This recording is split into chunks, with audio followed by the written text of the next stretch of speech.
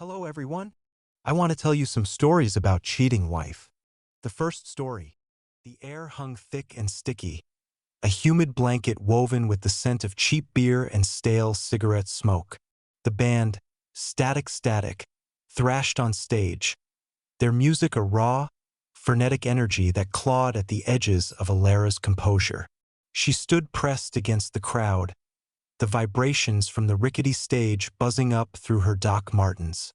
Beside her, Mark, her husband, bounced with the enthusiasm of a golden retriever, his eyes glued to the lead singer's spastic guitar solo. Alara felt a hollowness gnawing at her insides.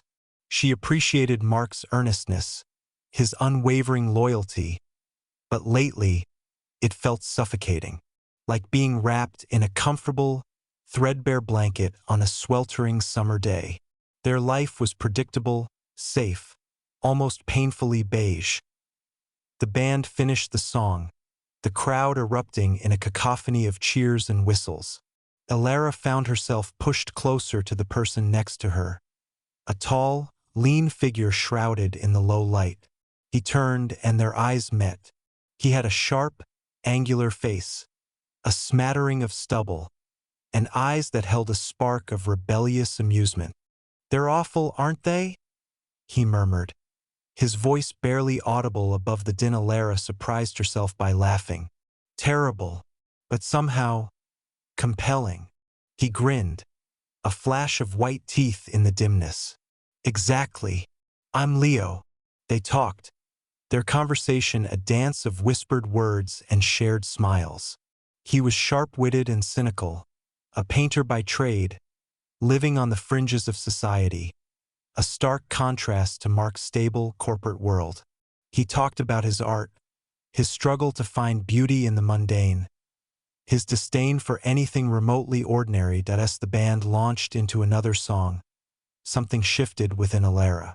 The music, once a jarring assault, now felt like a pulsating invitation.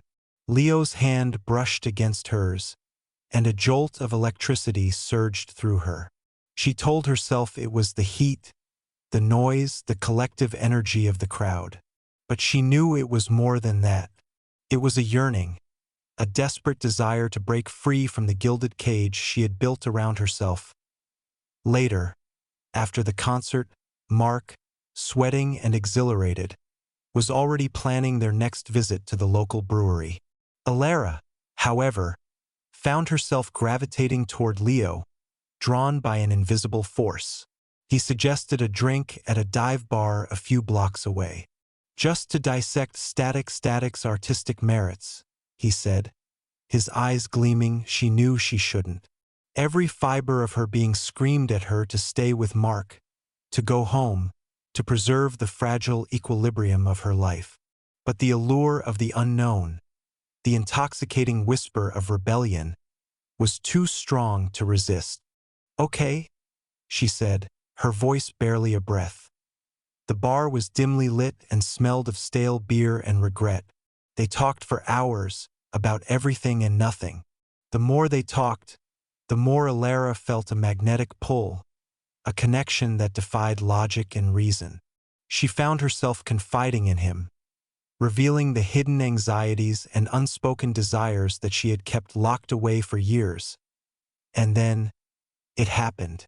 As the night wore on, Leo reached across the table and took her hand. His touch was warm, electric. Her heart pounded in her chest. The air crackled with unspoken desire. She didn't pull away. She leaned in. The details that followed were a blur, etched in her memory with a mixture of shame and exhilaration. The desperate kiss in the shadowed doorway, the hurried cab ride to his tiny apartment, the impulsive surrender to a night of passion fueled by cheap wine and a reckless abandon she hadn't known she possessed. The next morning, she woke up in his bed, the sheets tangled around her, a weight of guilt pressing down on her. Leo was still asleep, his face softened in repose. She watched him for a moment, a wave of conflicting emotions washing over her. She slipped out of bed, dressed quickly, and left without a word, Walking home in the early morning light, the city felt cold and indifferent. The thrill of the previous night had evaporated, leaving behind a bitter taste of regret. She knew she had crossed a line she could never uncross. She knew she had betrayed Mark, the man who loved her unconditionally, the man who deserved so much better. Back home, Mark was already up, making coffee. He greeted her with a warm smile and a kiss on the forehead. He didn't ask where she had been. He didn't suspect a thing. As she sat across from him at the kitchen table, the aroma of coffee filling the air, she felt a profound sense of loss. She had traded the comfort of her life for a fleeting moment of passion, a desperate attempt to escape the mundane.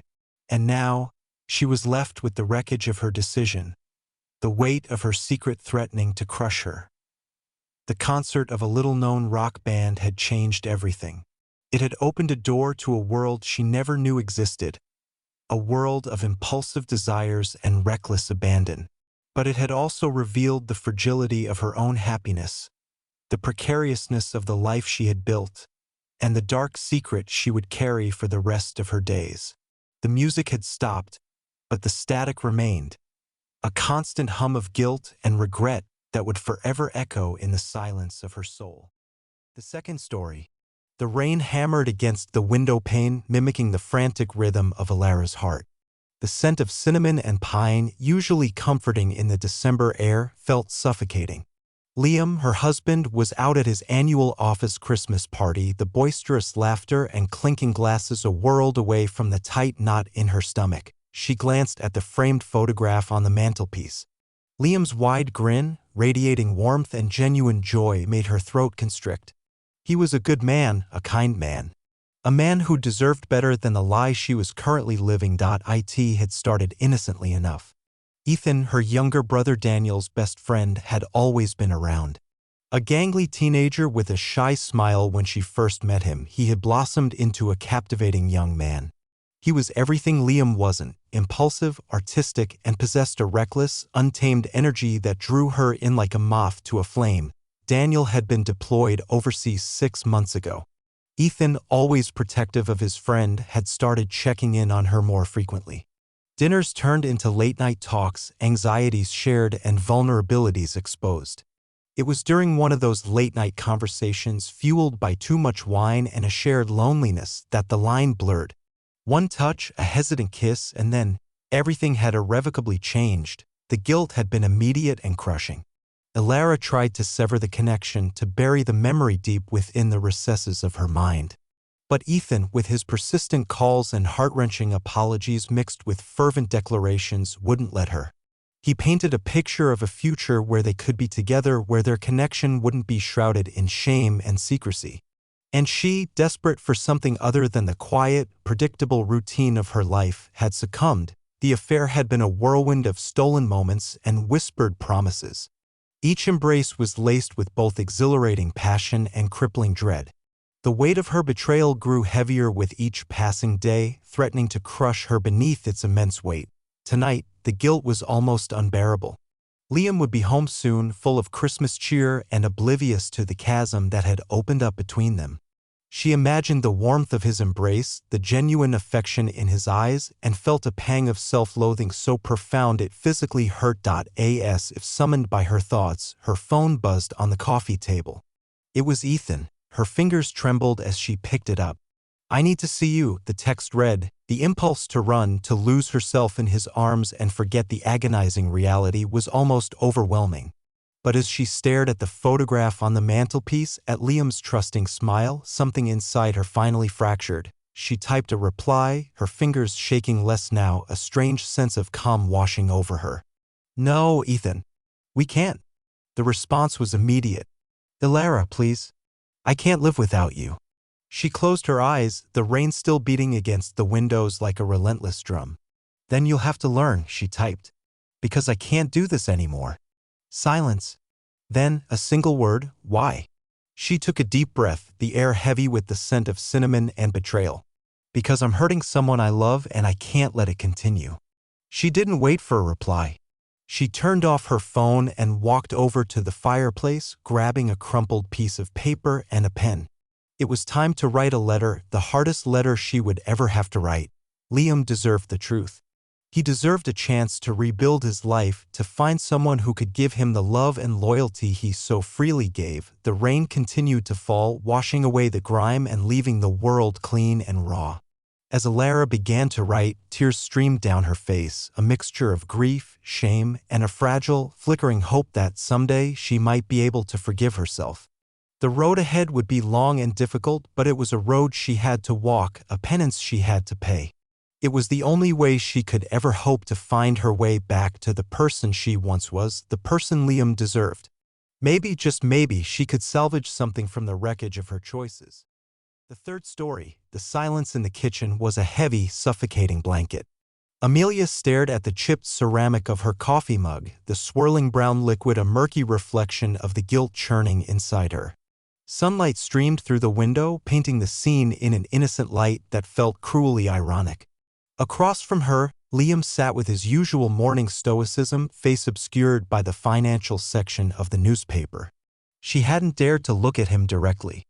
Not since it happened. It had been a mistake. A terrible, devastating mistake. A moment of weakness fueled by loneliness, by the nagging feeling that Liam, her husband of 10 years, was becoming a stranger. He was always working, chasing promotions, burying himself in spreadsheets and conference calls. The spark, the laughter, the easy intimacy they once shared had slowly flickered and died, leaving a cold, empty space between them. Then Daniel came to visit. Liam's twin brother. Daniel was everything Liam wasn't anymore. He was spontaneous, adventurous, his laughter a booming, contagious melody. He saw her. Really saw her. He listened to her anxieties, remembered her favorite flowers, and made her feel alive. The chemistry had been undeniable. A dangerous, forbidden pull that she tried to resist. But one rainy evening, after too much wine and too many shared memories, they had crossed a line. A line that now seemed as thick and impenetrable as a steel wall. The memory of that night seared in her mind, a mixture of shameful pleasure and gut-wrenching regret. Daniel had been intoxicating, his touch familiar yet different, his voice a distorted echo of the man she had vowed to love. But the pleasure had been fleeting, replaced by a deep, gnawing remorse that threatened to consume her. She had tried to tell herself it was a one-time thing, a momentary lapse in judgment. But the truth was a venomous root, twisting deeper with each passing day. She saw Daniel's face in every reflection, heard his voice in every whispered conversation. The guilt became a constant companion, a weight that pressed down on her chest, making it hard to breathe. Liam finally lowered the newspaper, his gaze meeting hers. His eyes, usually warm and hazel, were clouded with a fatigue she hadn't noticed before. "Everything all right, Amelia? You seem distant." His words were a gentle accusation, a velvet hammer pounding against her ribs. She swallowed hard, her throat dry. "Just tired. Didn't sleep well?" He nodded, accepting her flimsy excuse. "Daniel called this morning. He said he's already missing us." The mention of Daniel's name sent a jolt of panic through her. She forced a smile. "He's always been a bit of a drama queen." Liam chuckled, a sound that used to fill her with warmth but now felt like a shard of ice. "He says he might come back for the weekend. We should take him hiking." The thought of spending an entire weekend with both Liam and Daniel sent a wave of nausea washing over her. The lie was becoming too heavy to carry. She knew she couldn't keep it hidden forever. It was eating her alive. "Liam," she began, her voice trembling. "There's something I need to tell you." He looked at her expectantly, a slight frown creasing his forehead, but the words caught in her throat. How could she shatter his world? How could she confess to betraying him in the most devastating way imaginable with the one person he trusted implicitly? The doorbell rang, cutting through the tense silence like a knife. Liam glanced at her, relieved to be interrupted. "That must be Daniel. He said he forgot his charger." Amelia's heart plummeted. Daniel. Here. Now. The perfect opportunity to confess everything was about to be ripped away. He stood up, pulling her with him. "Come on, let's go say hello." As they walked towards the door, Amelia saw her reflection in a hallway mirror. She looked pale and haunted, a stranger staring back at her. The lie was etched on her face, a silent confession that screamed for release. Liam opened the door, his face lighting up with a genuine smile. "Daniel. What a surprise!" And there he was, Daniel. Smiling, charming, the spitting image of her husband. He stepped inside, his eyes meeting Amelia's for a fleeting, agonizing moment. In that instant, she saw the same guilt reflected back at her, a silent pact forged in shame. Daniel looked from Liam to Amelia, a nervous glint in his eye. He reached into his pocket, pulled out a small velvet box, and cleared his throat. "Actually, Liam," he said, his voice barely above a whisper. "I need to ask you something important." Amelia's blood ran cold. Was he going to confess? In front of Liam, Daniel took a deep breath and opened the box. Inside, nestled on a bed of velvet, was a diamond ring. He looked at Liam, his eyes filled with a desperate plea. "Liam," he stammered, will you be my best man?" The room spun. Amelia's legs felt like lead. It was a reprieve, a momentary stay of execution. But she knew with a sickening certainty that the truth would have to come out eventually. And when it did, it would shatter everything they knew. The question wasn't if, but when, and the fallout would irrevocably change their lives forever. The silence in the kitchen was now a prison, and she was trapped, waiting for the walls to close in. The coffee in her mug had gone cold, a stark reminder of the cold, desolate landscape her life had become. And the worst part was she had built it herself. The fourth story, the silence, was the worst part. Not the silence of their apartment, though that had become a heavy, suffocating blanket in recent months. No, it was the silence emanating from Jean-Pierre. A performance silence, a deliberate withholding that was as alluring as it was infuriating. Eleanor met Jean-Pierre at the annual Art in the Park festival. He was positioned near the duck pond, a vision in striped jersey and white face paint, crafting elaborate stories with invisible props and impossible situations. Eleanor, a meticulous accountant who found solace in the stark logic of numbers, was mesmerized. He was a whirlwind of emotions, a living poem, a rebellion against the order she craved and, secretly, resented. Her husband, David, was a good man. A reliable man. A predictable man. He loved her with a quiet devotion expressed through perfectly organized spice racks and meticulously footnoted research papers. He was a history professor specializing in the Napoleonic era. Their life was a perfectly balanced ledger, an equation solved but somehow empty. Jean-Pierre, on the other hand, was a black hole, pulling her in with the force of his dramatic eyebrows and expressive hands. He invited her to his small, cluttered studio filled with discarded props and the faint scent of grease paint. He never spoke, but his gestures spoke volumes. He mimed her a cup of coffee, a stolen kiss under a phantom streetlight, a longing that echoed the growing emptiness within her. The affair was a series of stolen moments, illicit rendezvous in public spaces. Eleanor would find herself in a crowded market, Jean-Pierre appearing out of nowhere, his white face a beacon in the throng. He would tell her stories of daring rescues and impossible loves, drawing her into his world with the twitch of his lips and the arch of his back.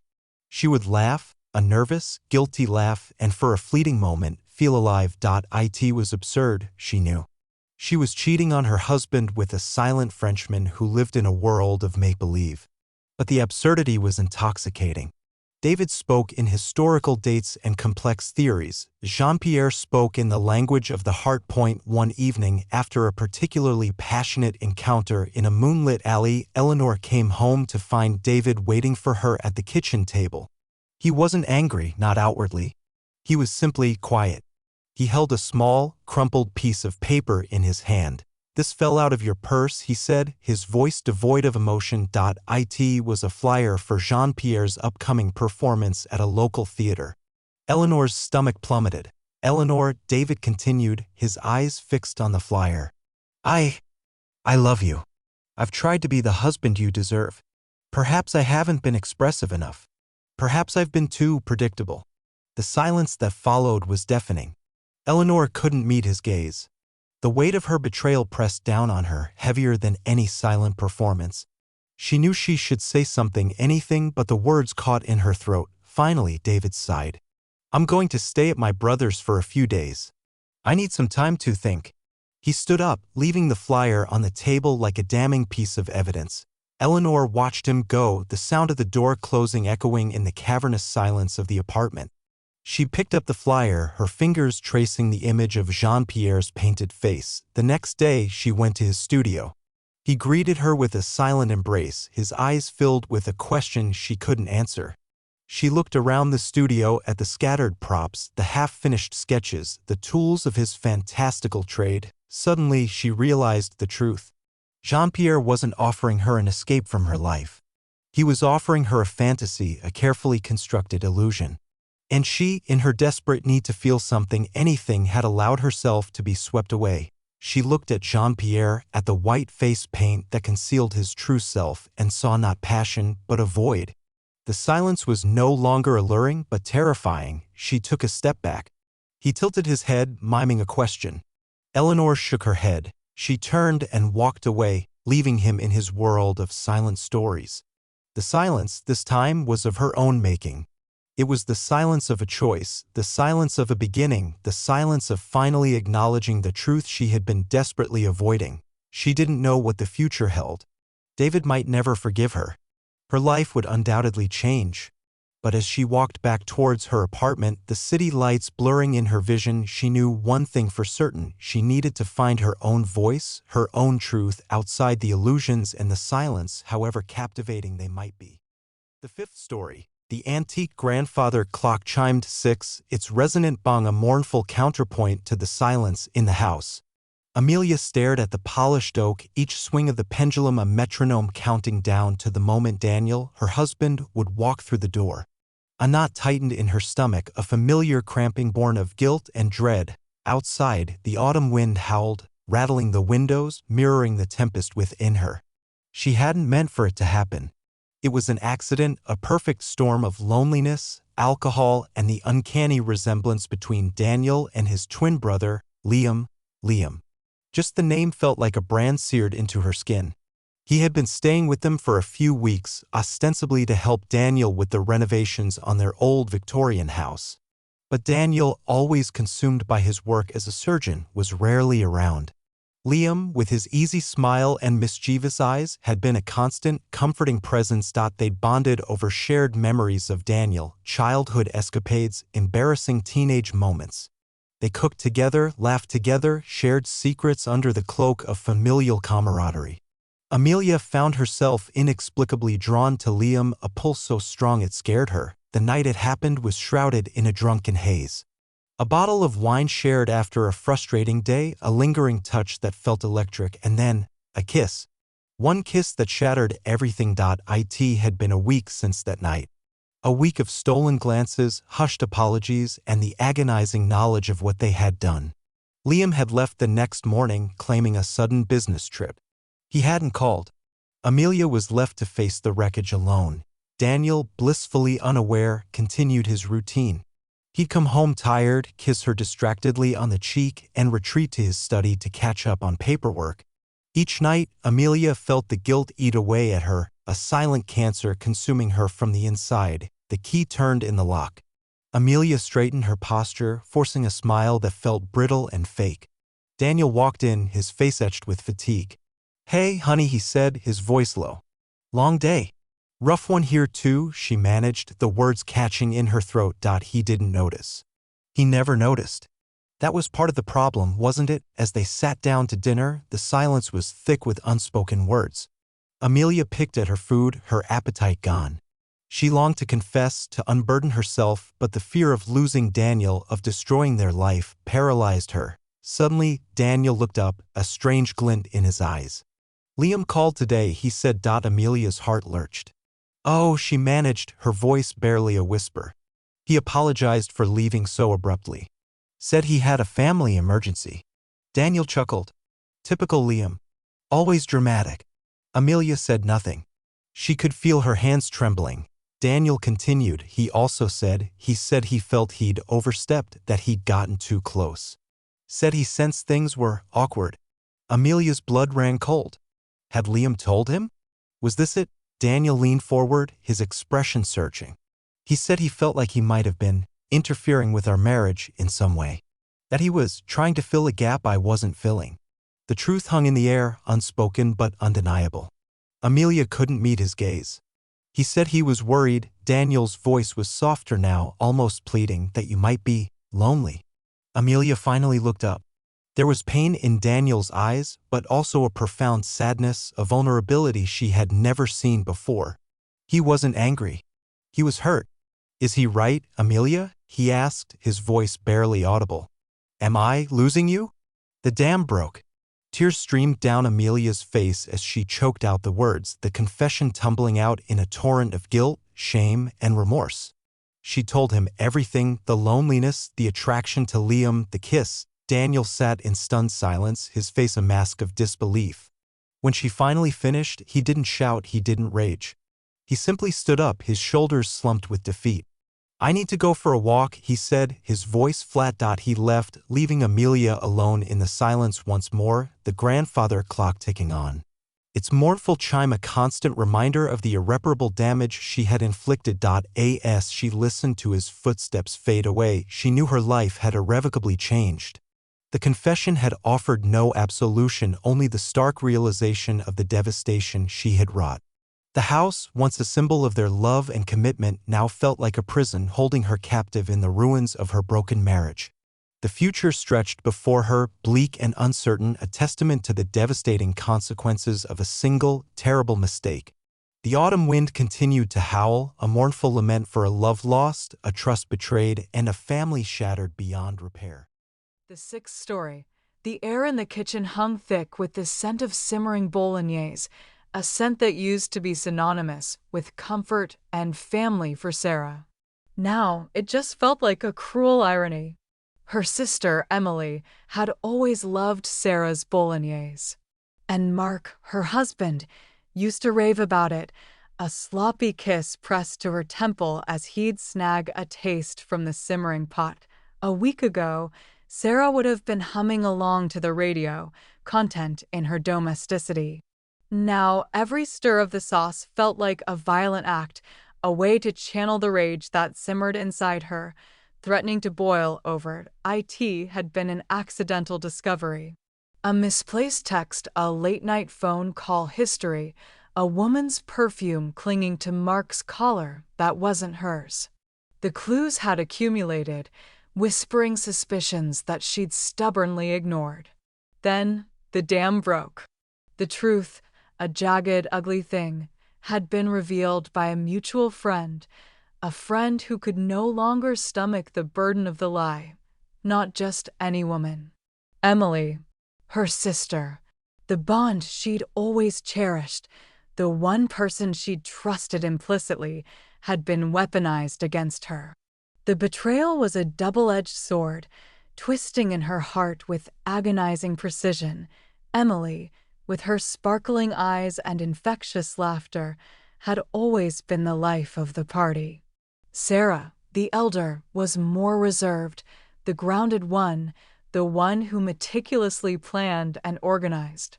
They were different sides of the same coin, bound by shared memories and a fierce, unwavering loyalty. Or so she thought. Mark, handsome, charismatic, and effortlessly charming, had swept Sarah off her feet after a chance encounter at a conference. Their relationship had been a whirlwind, a love story that moved with dizzying speed. Emily had been their biggest cheerleader, her eyes shining with vicarious joy. Now, Sarah saw it all in a different light. The lingering glances, the whispered conversations, the inside jokes that excluded her, they weren't innocent after all.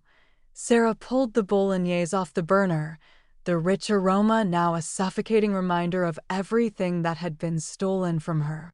She had confronted them both. Mark had stammered apologies, his face a mask of shame and regret. Emily, on the other hand, had been defiant, her eyes blazing with a strange, unsettling mixture of guilt and resentment. "You always get everything, Sarah," she'd spat, her voice dripping with venom. "You got the stable life, the perfect husband. I just wanted something for myself." That sentence, more than the act itself, had shattered Sarah.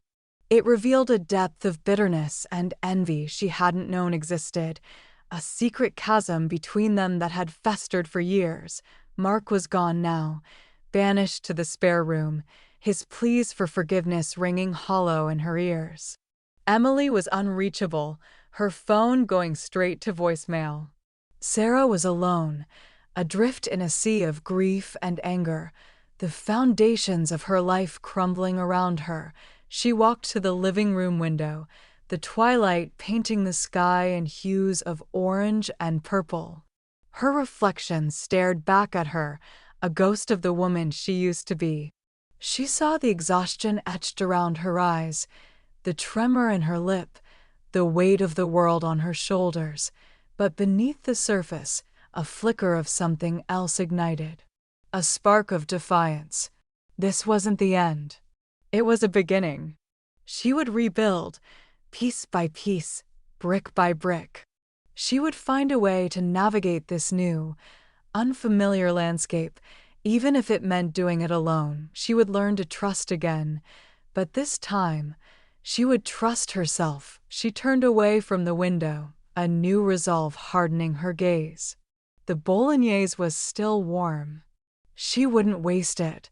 Tonight, she would eat, she would sleep, and tomorrow, she would start living again. The scars might never fully fade, but she would wear them with pride, a testament to her strength, a reminder that even in the face of unimaginable betrayal, she could survive. She would thrive. The seventh story, The Thrum of the Treadmill, was the soundtrack to Amelia's downfall. It started innocently enough, a way to reclaim her body after years of prioritizing motherhood over herself. 3 kids, a demanding husband, and a soul slowly suffocating under the weight of routine had led her to Apex Fitness, a gleaming temple of toned bodies and promises of revitalized energy. Mark, her husband, had always been supportive, in his own preoccupied way. "Good for you, honey," he'd said, patting her on the back, already halfway through checking his work emails. He was a partner at a prestigious law firm, and his attention felt like a rare and precious commodity these days. At Apex, the air was thick with possibility. Amelia quickly fell into a rhythm, finding a surprising joy in the burn of muscle and the rush of endorphins. And then there was Liam, the personal trainer with eyes the color of melted chocolate and a smile that could disarm a bomb. Liam was everything Mark wasn't. He listened. He noticed. He saw her. He remembered her name, her goals, her favorite flavor of protein shake. He asked about her day, truly listened to her answers, and offered words of encouragement that felt like sunshine on a gray day. Their sessions became the highlight of Amelia's week. Liam pushed her harder, challenged her limits, and made her feel powerful and capable. Gradually, the line between professional and personal blurred. A lingering touch during a stretch, a shared laugh that lingered a little too long, the way his eyes held hers a beat too long before looking away. One rainy Tuesday, after a particularly grueling session, Liam walked her to her car. The air crackled with unspoken tension. The silence hung heavy between them. "Thanks, Liam," Amelia managed, her voice catching in her throat. He leaned closer, his breath warm on her cheek. "Anytime, Amelia. You're doing amazing." And then it happened. He kissed her. Just a light brush of lips at first, but then deeper, more insistent. Amelia, overwhelmed by a cocktail of guilt, desire, and a desperate yearning for something more, kissed him back. The affair began slowly, furtively, in stolen moments between sessions, in hushed whispers in the empty studio after closing time. It was a whirlwind of passionate encounters and crippling remorse. Amelia felt like she was living a double life, one dedicated to her family, the other consumed by her forbidden desire. The guilt gnawed at her constantly. She found herself snapping at Mark, picking fights over trivial things. The more she cheated, the more she resented him, unfairly blaming him for the chasm that had grown between them. One evening, Amelia arrived home late from Apex, her excuse about a delayed yoga class flimsy even to her own ears. Mark was waiting for her, his face etched with worry. "Amelia," he said, his voice low and serious. "I need to talk to you." Her heart hammered against her ribs. She knew. He knew. The truth, heavy and suffocating, hung in the air like a poisonous cloud. "What is it, Mark?" she asked, her voice barely a whisper. He took a deep breath. "I saw you, Amelia, at the fitness club, with Liam." The world tilted. Amelia felt a wave of nausea wash over her. Tears welled in her eyes. I can explain," she stammered, the words sounding hollow and pathetic even to her own ears. Mark shook his head, his eyes filled with a pain that mirrored her own. "There's nothing to explain. I saw enough." The silence that followed was deafening.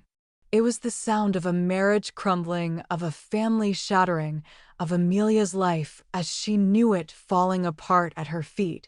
The thrum of the past came rushing back, the treadmills, the lies, the stolen kisses. She'd sought escape, a way to feel alive again. But instead, she'd only managed to destroy everything she held dear. Now, standing in the wreckage of her choices, Amelia realized that the only thing she had truly revitalized was the pain, both hers and Mark's. The fitness club, once a sanctuary, had become a monument to her infidelity, a constant reminder of her betrayal. And the price of that betrayal was far higher than she could have ever imagined.